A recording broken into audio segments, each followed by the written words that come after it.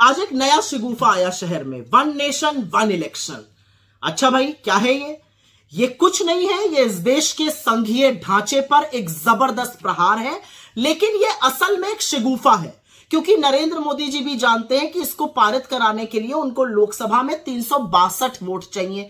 उनकी एनडीए के पास 293 है, राज्यसभा में भी ये पारित नहीं हो पाएगा, वो जानते हैं। लेकिन ये शगुफे इसलिए रह रहकर छोड़े जाते हैं जिससे कि इस देश में चर्चा बनी रहे, बेकार के मुद्दों पर असल मुद्दों से ध्यान हटाया जाए। इस बात से ध्यान हटाया जाए कि नरेंद्र मोदी और बीजेपी बुरी तरह से हरियाणा और जम्मू कश्मीर, झारखंड और महाराष्ट्र हारने वाले हैं। वन नेशन वन इलेक्शन की बात करेंगे, अरे एक साथ महाराष्ट्र, झारखंड, हरियाणा और जम्मू कश्मीर तो करा नहीं पाए, बड़ी बड़ी बातें करने चलते हैं। लेकिन दो तीन चीजें हैं जो बहुत दिक्कत तलब है इस रिपोर्ट में। करीब 18,626 पन्ने की ये रिपोर्ट है।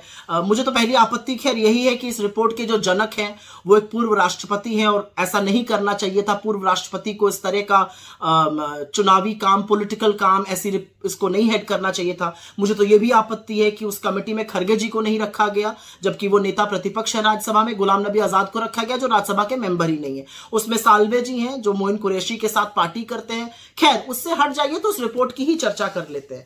यह report one nation one election तो सबसे पहले तो है ही नहीं, क्योंकि यह कहती है कि एमएलए एमपी का चुनाव एक साथ होगा, मतलब 5,000 लोगों का, और पंचायती राज 100 दिन बाद होगा। तो ये वन नेशन वन इलेक्शन कैसे हुआ?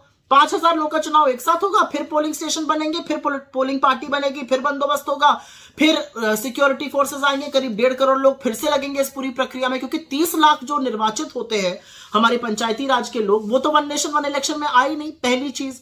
दूसरी चीज, ये कौन सी वुडू इकोनॉमिक्स ये शगुफा छोड़ा जा रहा है? इससे खर्चा कम हो जाएगा। भैया कैसे खर्चा कम हो जाएगा?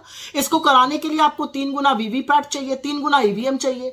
उनको बनाने के लिए आपको वक्त चाहिए, वो मैन्युफैक्चर होंगी अभी। लेकिन उसके अलावा सबसे बड़ी बात है उसमें जबरदस्त खर्चा होगा, ये खर्चा हम और आप वहन करेंगे। तीसरी बड़ी बात, ये पूरी तरह से राज्य सरकारों की अवमानना करता है। इस रिपोर्ट का कहना है कि राज्य सरकारों जिनका टर्म बचा रहेगा वो भंग कर दी जाएंगी, केंद्र उनको भंग कर देगा। क्यों भंग कर देगा भाई? और 17 राज्य सरकारें ऐसी होंगी जो उनका 2-3 साल बचा रहेगा 2029 तक, तो उनको क्यों भंग कर दिया जाएगा और वो क्यों ऐसा होने देंगी? और ये क्यों असंवैधानिक और अलोकतांत्रिक नहीं है? तो राज्य सरकारों को भंग कर देंगे ये। और इसमें एक बड़ी अजीब बात है, अगर कोई राज्य सरकार गिर जाती है तो वहां चुनाव होगा, लेकिन सिर्फ उस अवधि के लिए होगा जब तक लोकसभा चुनाव नहीं हो रहा है। मतलब चुनाव भी होगा, खर्चा भी वहन होगा, सारा बंदोबस्त भी होगा, लेकिन उसी अवधि के लिए। मैं तो एक सवाल पूछना चाहती हूं, मान लीजिए केंद्र सरकार गिर जाती है, जो बड़ी संभावना है मोदी जी की 2025 में गिरने की, तो क्या आप सारी राज्य सरकारों को भंग कर दीजिएगा? ये कौन सी इकोनॉमिक्स है, ये कौन सा लॉजिक है? ये सिर्फ मोदी जी ही बता सकते हैं। लेकिन एक बात यहां पर समझनी जरूरी है कि जो 2-4 बातें इसके बारे में कही जा रही है, इससे पॉलिसी मेकिंग नहीं हो पाती है, डिसीजंस नहीं बन पाते हैं। 4 साल 11 महीने आपसे पॉलिसी मेकिंग नहीं हो पा रही है, उसी 1 महीने में आपको सारी पॉलिसी मेकिंग करनी है। सारे जो पुराने निर्णय हैं वो चलते हैं, नए निर्णयों के लिए इसी से परमिशन मिल जाती है। ये सिर्फ और सिर्फ संघीय ढांचे पर प्रहार है।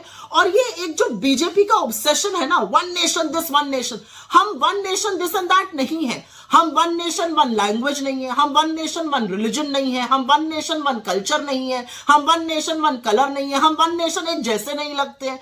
हमारी विविधता ही हमारी सबसे बड़ी पहचान है। Our diversity is our biggest strength. This whole attempt by the BJP to somehow paint us in one color, one this, one that, this is just an obsession. क्योंकि उनको भी पता है कि ये झुंझुना है, उनको भी पता है कि ये पारित नहीं होगा, उनको भी पता है ये संविधान के जो संघीय ढांचा है उस पर प्रहार है, और इसके लिए कोई तैयार नहीं होगा। खुद बीजेपी के लोग इसके लिए बगावत करेंगे, देखते जाइए आप आगे आगे।